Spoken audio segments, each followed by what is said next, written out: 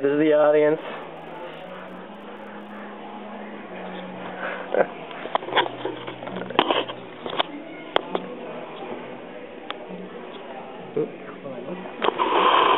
We need to rotate it. Almost, yeah. Oh. Yeah. Is it recording? Can you tell? Mm-hmm. Okay. Yep. Looks like it.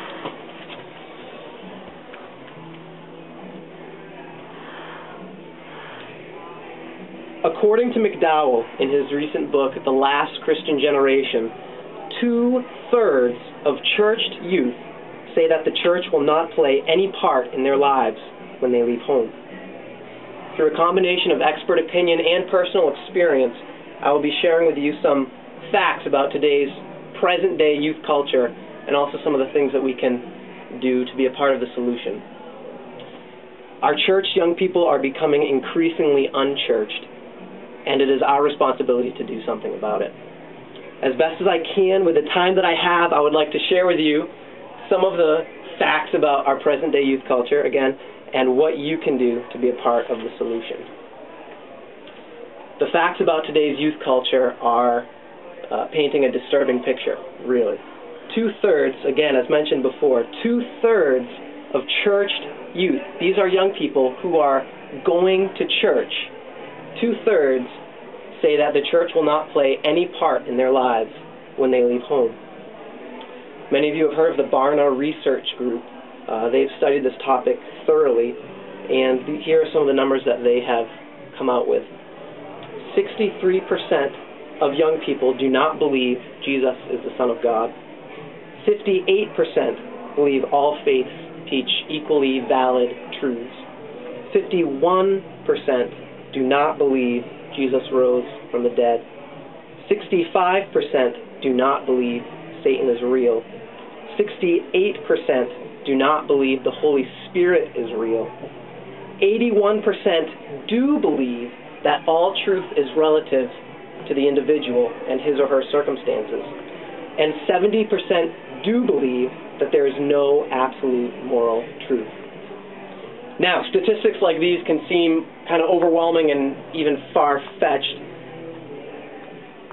But if you would, even think of the teens, and some of you are very familiar with the teens, even in our very own youth group. Now, in our small youth group, not all of these numbers apply 100%, but some of them really aren't too far off, if you really think about it. And even some of you who have been here for maybe a longer period of time, think of the former teens that have come through our youth group. How many of them are still committed members of our church today, or any church? And how many of them have wandered away?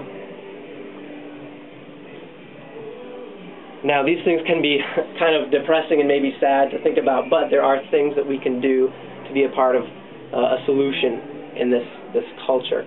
The first thing, Jesus said in Luke chapter 18, verse 1, men ought always to pray and not lose heart. So some things we can do is pray for the teens that you know. Pray for the teens that you know, specifically in this church body, the teens that we have here that we are trying to minister to. Pray for the teen leaders you know. They're spiritual leaders both here at the church. Scott Pelletier is one of them here, and I believe you guys are working with the youth too to some degree. Pray for their leaders in the church, and also pray for their leaders at home, their parents. Pray for the parents of teens. In addition to prayer, you can get involved. Consider being a mentor to a teenager. If you are a parent of a teenager, or really any child, realize that you are the number one influence in that child's life.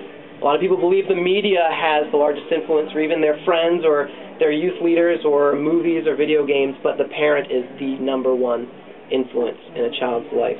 And that's from the mouth of teenagers themselves, according to McDowell. Parents, again, if your relationship with God is not real and not evident in your life, why should we expect anything different in the lives of our teenagers? So today we've talked about the state of our present-day youth culture and just a couple of things that we can do to be a part of the solution. Now that you do know some of the facts about today's youth culture, I challenge you to pray for the teens that you know and for their spiritual leaders. Their spiritual leaders both at home and at church. And I challenge you to consider how you might be able to get involved in some way in ministering to youth in our church. You might consider joining the youth leadership team or becoming a mentor to a team. It may even be something as simple as saying hi to the teens you see, knowing them by name and saying, "How are you doing?" Just like we would to the rest of the adult members of the church, getting to know each other. Our church young people are becoming increasingly unchurched, and it's our job to do something about it. So thank you for listening. I really appreciate your time. Amen. Amen.